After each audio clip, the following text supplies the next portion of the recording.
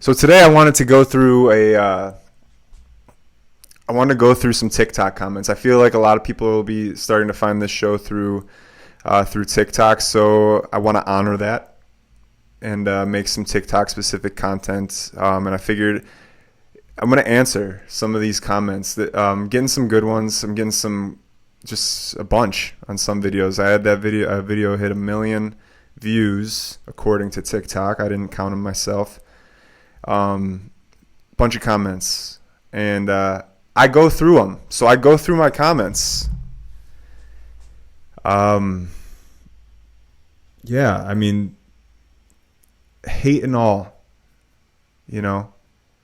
And I'm pretty much, so what I do is I don't get updates or push notifications sent when people comment. I just it's all by feel. I'll know I'll know a video did particularly well. And I'll kind of wait until I'm ready to go through a bunch of comments. And the reason is because like I kind of have to prepare myself. It's either a lot of people share love, which is awesome that they are able to do that. The ability to share love even though it's anonymous and there's really nothing in return, guaranteed in return. And that's why I go through each one. And I like each one because it's just like a little acknowledgement. I do read each one, and I appreciate people taking the time to interact with a video I created. So it's the least I can do. That's my perspective on it. But I also have to prepare myself for because not everyone's nice. I got a few videos got big enough where I actually got some haters and some trolls, and that too is good. Maybe I'm a little rose-colored glasses because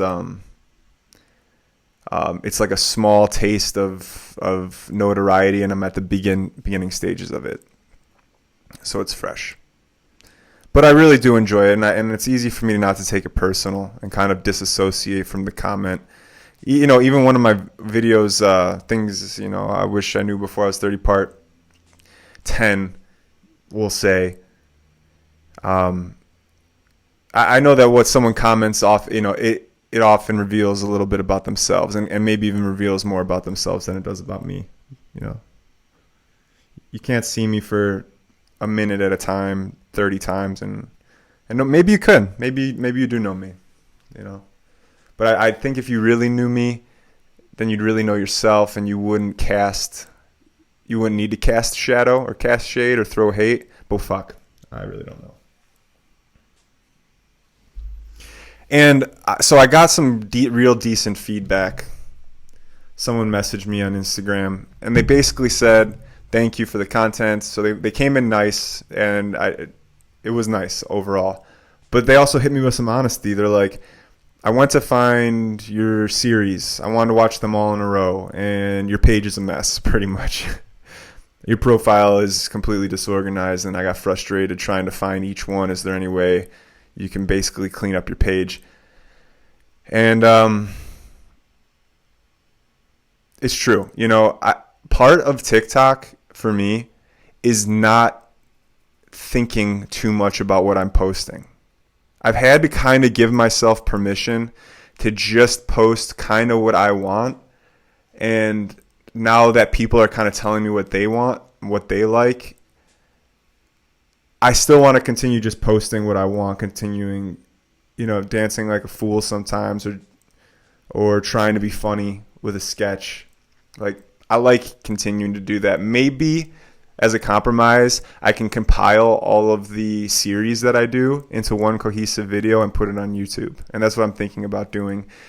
If you are a video editor or have video skills, Adobe Premiere skills, I would love help building this channel out. I mean, even intros on these videos, outros, I have a lot of creative ideas, and my execution isn't there because I have to learn Adobe Premiere, which I'll do. I also don't mind doing. But reach out if you're looking for a job. I will pay you. Even though this is free content. Because in the long run, I'd like to continue to do this. So good feedback. Thanks for the feedback. Let me get your name here.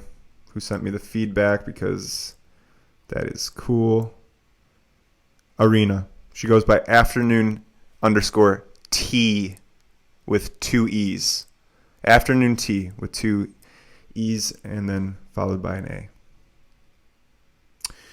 So getting into the comments, some comments. Today I kind of was just going to pick one video because it had some good comments. The video is entitled Manipulation Tactics Being Used on You Every Day Part 2, which that title is a manipulation tactic. You know, I'm bringing manipulation to the game with that title. It's trying to be a hook, so I'm not above it. And that kind of answers a bunch of the comments on it. So this is part 2, the Jones effect. And you can go and listen to the video if you want to understand more what that is. This is going to be addressing the comments. So, in some of these comments, I just don't... You know what? I'm going to screen record this. And hopefully post it to the video, or I find someone to do the video for me. And then I can share this on the screen so that you can follow along and see the comments that I don't read. Or you can always just go to the post and play along. This one doesn't have too many comments. Okay. So this happens to me all the time, and I hate it because I realize it's happening and I still can't stop it. Part 1 of 2. This person wrote two things in a row. The pizza beard. When I'm not sure how I feel about a video, I look at how many likes it has. If there's a ton, I like it. If not, I leave it. Okay, so that's not a question. They're basically saying they're self-aware of how the Jones effect is affecting their TikTok experience. And actually, I do that too. Like, it's easy to throw another like in there if there's already a bunch. So like the rich keep getting richer. There's kind of like momentum, and we talked about momentum, I think, 2 podcasts ago.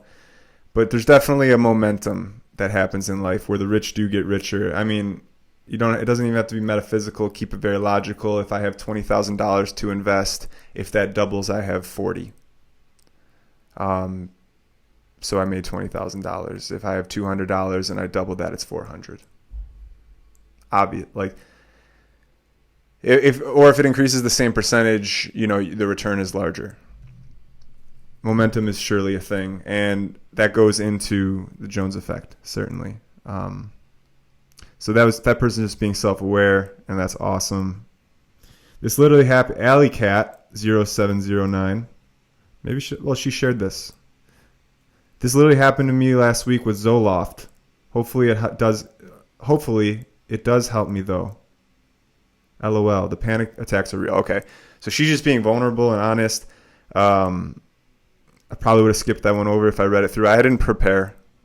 I just saw some question marks, and I'm like, oh, this will be a good one to do, respond to TikTok comments. It wasn't the one with the most comments or anything, but saw some question marks. That also was not, that was just a vulnerable share. I hope that does help you. Panic attacks I had the type where I'd wake up from in the middle of the night terror type of stuff. And actually learning how to breathe using my diaphragm and learning how to breathe into my belly, and then reminding myself as many times in the day to just breathe some deep breaths seems to help. Now, if I'm full blown in the panic attack and I can't even get myself to take 10 deep breaths, hopefully you have someone around that loves you, that you can kind of just express without hurting yourself or hurting others. As you can see, I'm clearly dissuading prescriptions. I've been prescribed prescriptions before, and I chose to move away from them. Now I'm sure they help some people. Fuck all the clauses. I'm not a doctor. I'm not a lawyer. Whatever you want, you consult your physician. This is all my personal experience, and I'm glad I don't take a pill every day, because I actually found ways to do the things the pills were doing for me at the time. But maybe I needed to go through it at the time with the pills so that I can find this better route now. Does that answer your not question, your comment? AlleyCat0709. I hope so. All right. Is it manipulation if it's true? Talking about the Jones. This is talking about the Jones effect and talking about some sales tactics. I'm in sales, but I don't sell anything that's not going to work for the customer or meet their needs. No, it's not manipulation. And that's why the title is misleading that I used. Because these are genuine sales and persuasion tactics, and what only makes something manipulation is selling something that isn't, or promising something that isn't. And the Jones effect in this case, it would exist even if we didn't put a name on it. Like trust, it's how you build trust. And I want you to I guess I'll just talk about the Jones effect a little bit. It's basically keeping up with the Joneses is where it's derived from. And a person that you know recommending you something, a person that you trust recommending you something is exponentially more likely that you're going to purchase that as well. Or if a competitor has something and you perceive it's going to give them a one-up, you're more likely to get that thing too. Popular songs are popular, and they get more popular because people listen to them, and people want to be a part of stuff. Okay, Jones effect. So no, it's not manipulation. It's your intention. If you're giving good value, and you're making some money to support yourself, go ahead then. And I think this will be the last one, at least for this post, because it's literally the last one. There's a bunch of nice ones in between. People say thank you. People say shut up. People say you look like Ben Stiller. If these were more consistent, because people are saying, I'm on my post, you look like House MD. And I watched House MD on Fox growing up in my household with my mother. And I liked that show. I didn't think he was particularly handsome, but he had his charm. And he's really British. So I get that. I got Ben Stiller in this particular one. Don't see that. Never have gotten that before. Who's that guy? Some people do the Bradley Cooper thing, especially. And when I was younger, I got even an Elijah Wood. Someone threw out an Elijah Wood. Haven't gotten that one since second puberty, though. Ben Stiller's new. It's hard for me to agree. I like the comment because I like you participating with the post. You didn't have to interact with me, and I'm here for the connection, folks. So the last comment by Cruel World Happy Mind. Whoa, Cruel World Happy Mind. Yeah, I mean, life can be hard sometimes. Reminds me of MLMs, a business model emphasized on recruiting friends and family into a pyramid-shaped businesses that are effective through word of mouth, WOM. And that was me. I was in that. I was in one called Sidcore. Post-college, post-going to Argentina and living there for a year, post-Peru, doing crazy shit in the jungle with ayahuasca, I came back and decided to get a real job to ease my parents' mind. They, going away when they didn't want me to go to and do all that stuff in South America. That is another podcast. Came back, sent out a joke resume. On my resume, it said, I don't do cocaine. And I didn't do cocaine. I still don't do cocaine, but so it was true. And on my resume, it was like spend a half hour making sure picking the perfect socks to match my outfit. That wasn't true, but I actually used to do that when I was 2. I used to ask my mom to match my socks to my shirt if I could. And it was a joke resume. Got accepted. Get taken out on the streets. We were selling T-Mobile. as a third-party selling agent for T-Mobile, we'd get paid $100 per line that we sold. So like if I went to the fire department, for example, I had a good run there, and I talked to the firefighters, and they'd have a family of 4. They'd have a family of 8 on their plan. So I'd switch them over to T-Mobile and get $800. So it's some days were popping.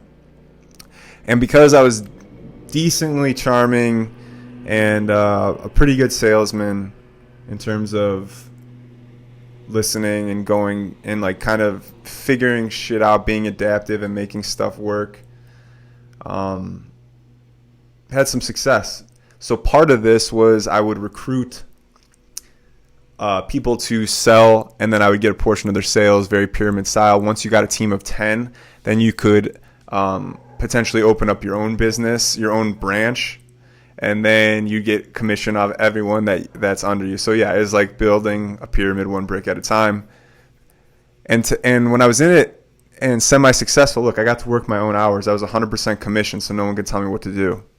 And I did decent enough to work. When I was getting good, a couple hours a day, I'd go out, hit the streets, and come back by noon, make a couple $100 a day. Good enough for me at the time. And one of the techniques that we were told is the Jones effect.